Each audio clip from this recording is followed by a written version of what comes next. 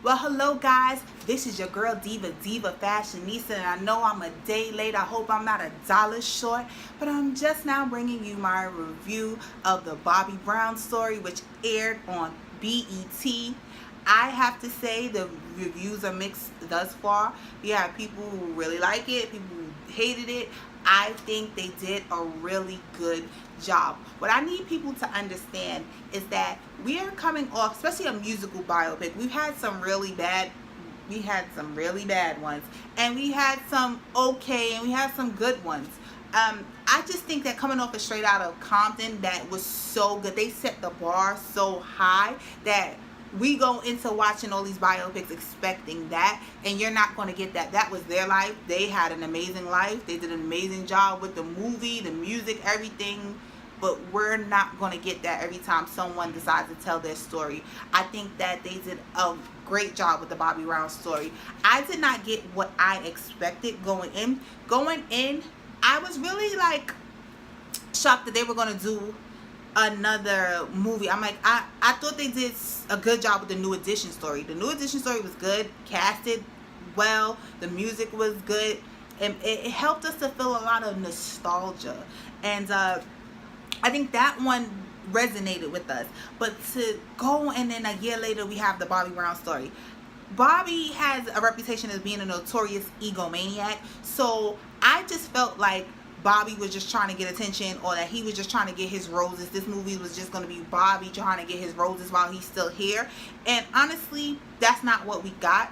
We got Bobby really just trying to tell his side of the story. We've seen the New Edition story. We've seen several Whitney biopics. Now it's like Bobby's finally telling his story, even though he does have an autobiography out. And I know when I was on Twitter, I was live tweeting while watching, and a lot of people were saying, there was people saying things like, duh, you didn't know that? It was in his book. Duh, that was in the book. Well, he already said that in the book. He said it in the book. We didn't read the book, honey. That's why we're watching the movie. Glad you did, but I did not. And I'm a huge fan. I loved Bobby Brown growing up. It's like, you couldn't tell me I was going to marry Bobby Brown and I wanted to be Whitney Houston. So when they got together, for me, their relationship was just genius. I don't understand why it didn't make sense to other people, why other people didn't like it. But for me, it made sense, and I was here for it. I was a little sad because that was supposed to be my husband. But, you know, things happen, and I'm kind of glad I dodged that bullet. No shade. Anywho, the movie. I want to get into what I liked about the movie and what I didn't like, and touch on some of the highlights, because for, 2.5 hours, almost 3, I can't do a review and really just dissect it bit by bit, piece by piece. We won't be here all day. I don't have that kind of time. But what I did not like is that we didn't really get much New Edition. We didn't get much New Edition. I thought that was kind of weird. I would think that that's a big part of his story, but I guess we did get the New Edition story. But I would have liked to see some of that told from Bobby's perspective. We get to see Bobby getting kicked out. Bobby goes home. I don't think I need to go blow by and the movie starts and we do this. Even though him losing a friend, he lost his best friend in the beginning of the movie, and I know that had a big effect on him, because he wouldn't be showing it if it didn't have that effect on him. And I think that's really sad to watch somebody die, someone, especially someone that you consider a best friend. Really sad, and I'm pretty sure that's something he'll never forget. But we see Bobby, teenage Bobby Brown, and I did like that they got the same actors from the New Edition story. I probably will say from the first one a lot, but that doesn't really make sense. What I really mean is the New Edition story. They got all of the same actors. I appreciated that. What was kind of weird to me was that what happened? We was missing people. Where was Brooke? Brooke was not in this movie. Where's Brooke Payne? He had to have a big impact on Bobby, but I guess we didn't have time, or we didn't have the budget for wood. Would probably cost a pretty penny. We got to see Tank in the wig again. People did not like the casting of Babyface and L.A. Reid, but from what I saw, it was spot on. It gave us a good chuckle to see them with the jerry curl and the whack fashion. Ronnie, we and Ronnie, we didn't get Mike. Was Empire filming at the same time that we didn't get Mike? I did see, we saw Algie a couple times, but then we don't need to still, because we still on part 1. We got to see Algie, we got to see a couple of people, like, but it wasn't the mama, it was the same mama, and we get to see his dad. That was nice to see, because we didn't even see the dad. I liked how they showed the mother in this one, because the mother was a big mouth troublemaker in the first one, just like, shut up lady, why are you trying to cause a problem? They got a good thing going, why are you causing problems? But we got to see her in a different perspective, a different light, and I'm glad we got to see Miss Carol in another light in this movie. I think that's her name, because I'm terrible with names. Got to see his dad, because then dad was in the picture, so that was good to see that that was a lifelong relationship. That was great. Like seeing Bobby buy his parents a house. That was nice, even though he didn't keep up with the payment. So he's back in the hood, which is another, like, oh my gosh, they just kept going back to the projects. So he's back in the projects, and he's getting into trouble. He's dealing drugs. He nearly gets killed at a party. And what I did like, and it kind of was a theme that carried on between both movies, was that they had hood love. In the movie, Bobby almost gets killed in the party. The guy starts trouble with him, almost shoots him. You see the people in the party pushing Bobby out, and then they jump dude. So yeah, like they had some hood love. The hood love new edition, Bobby Brown. And one thing also, they said it was a lot of death around Bobby. There was a funny meme that I saw where it was just like had death every time it missed Bobby. I thought that was funny. Like, Dub, like, he should not be here. Like, Bobby should not be here. All them drugs he did, all that humping around, he was just having a lot of sex. The sex scenes, especially in this first one, this sex scenes was crazy. Like, a lot of like, girl, like, yo, all of that. Bobby on the stage pumping. He let you know what he was about, what he did. I was just like, whoo. I remember just being a little girl and like watching My Prerogative. Like, that was my joy. And just seeing him and just like, like, am I supposed to be seeing that? Now, a lot of people were shocked to find out that Bobby, I ain't gonna sit here, I was gonna like try to act like I was like this big when that happened. So I ain't know they was together. I did not know that Bobby and Janet was together. The casting of Janet, that girl looked nothing like Janet, but I guess it was okay. That sex scene was crazy. Woo, these lights. That sex scene was crazy. Yeah, that was interesting to know. And then you started seeing people talking about how he kicked her out the hotel and threw a sheet at her. That was crazy. It was crazy to know that Bobby was smashing Janet, especially around the time she was with the Bards. Like, yo, that was crazy.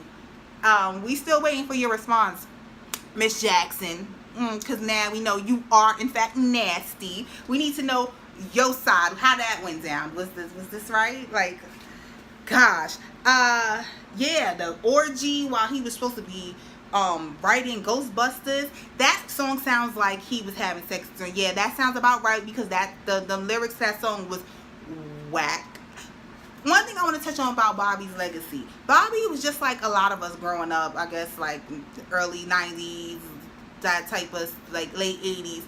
Everybody was heavily influenced with hip-hop. And we see Bobby listening to hip-hop throughout the movie, and you just see how he just like the hip-hop beats. He didn't want to be doing, his how I work with LA and them, but he wanted to work with people that was giving a new sound, more funky, because he was heavily influenced by rap.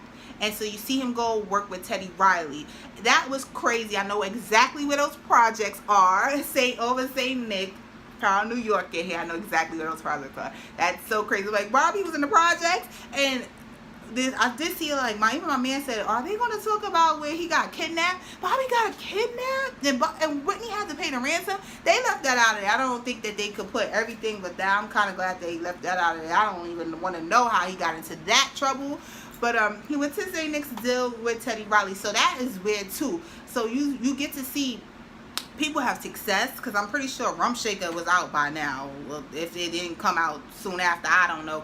girl, I was this big. So I don't know, but I'm like, he's making music in the projects. It's like, wow, Bobby still is living the project. It just was really, really crazy that the music business is shady. It's very shady. Could be on top of the world from our perspective, but still going back to humble beginnings. That is crazy to me. But you see Teddy Riley give him Prerogative. Now Prerogative, I remember being young and hearing Prerogative and just like, I think I looked the word up, like, and I'm just like, that was my first example of someone just using a big word for no reason. It was like, this, you're just gonna use this big word for no day. You could have said anything. Is my anything. What Prerogative drop down in the comments right now if you can even spell Prerogative. I'll wait. Like, it was crazy. Like, it's crazy. But Bobby, to see the scene with him having sex and he's getting help writing the Ghostbusters song.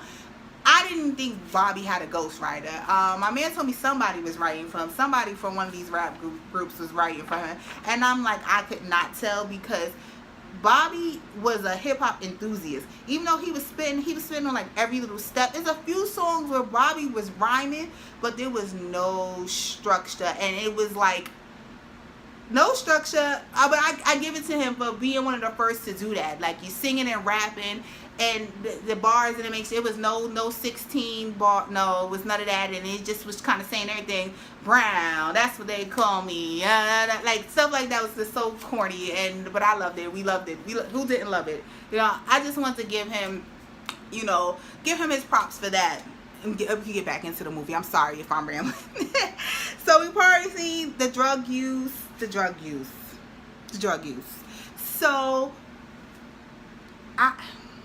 drug use.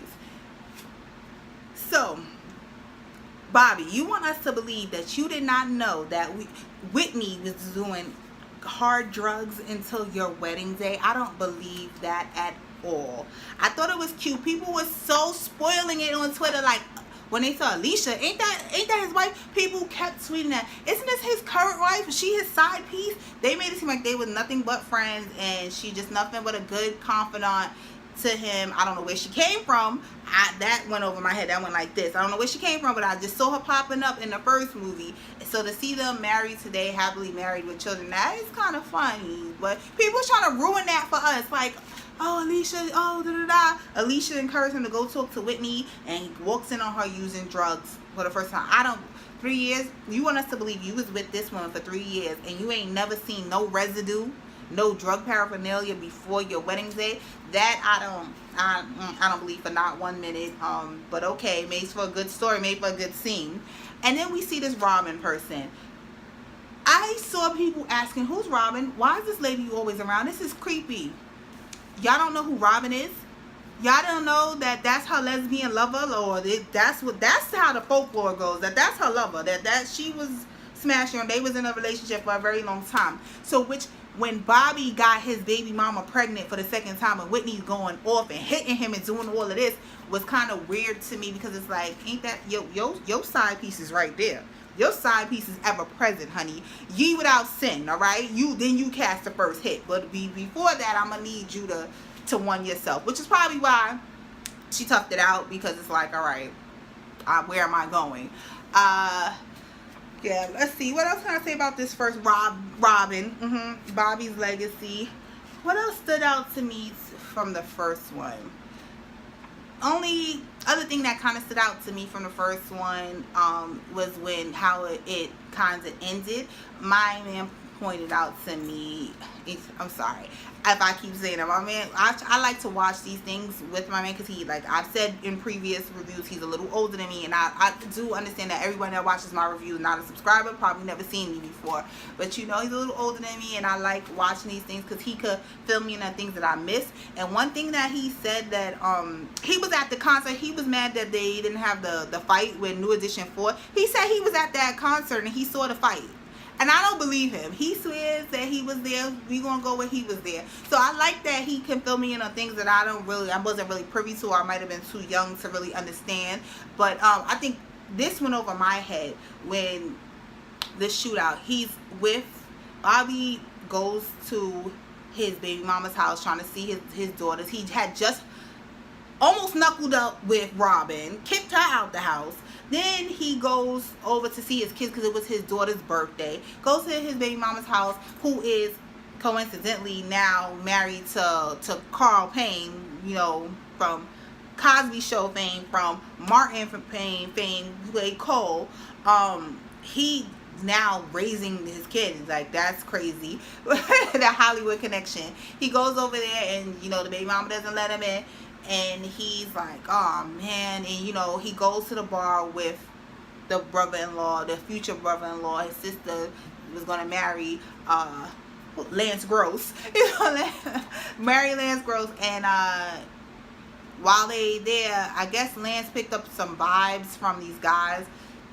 And that's what, I don't know why, there was no security, there was nobody around. He getting vibes and does nothing about it. He just peeps them and say, you know them, Bobby. Says he doesn't. I don't know, Bobby just was too drunk, or maybe Bobby doesn't realize, because my man points it out to me. You know, they go to drive away, and they get the brother-in-law unfortunately gets murdered in a car. Bobby gets away. He's able to shoot a couple shots, but he gets away. Brother dies. Have to explain this to the family. And my man said the shooter was the guy from the party. And I was just like, I don't know. I tried to watch it again, and I don't know. I wasn't looking. I'm sorry. I didn't know. So drop down in the comments if you agree, or if that's something you peeped as well. But yeah, for the first one, I think they did pretty well. The first one was more tea spilling. It was like, ooh, it wasn't so much the music or the performance, where other biopics got you more into the performance. Even though we did get some performances of music, we got to see Prerogative, they reenacted that. We didn't get Every Little Step, but we didn't need that because that was in the first one. There was a song that he was saying, I didn't even know he sung when he was coming down the steps, and the brother was like, oh, put the blue shirt. I didn't even know Bobby Brown sung that song. So that's how you know that album, I'm not sure if that was an album or just singles they were putting out, just testing the waters, that it wasn't successful, because I didn't even know. I heard the song, it's a pretty good song, but I didn't even know Bobby sung it. I didn't know this is Bobby Brown. All this time I'm just late. Well, that's all for the first part of the Being Bobby Brown story. Please let me know what you thought. Did you enjoy it? Did you like it? I don't really care if you like the review though. You know, that was my next thing. Let me know if you like this ride. I don't really care. This is my thoughts. I'm sharing now, and I appreciate you just clicking on and watching. We're about to get into the second one because I'm about to film it. Thanks for watching, guys. To the next one.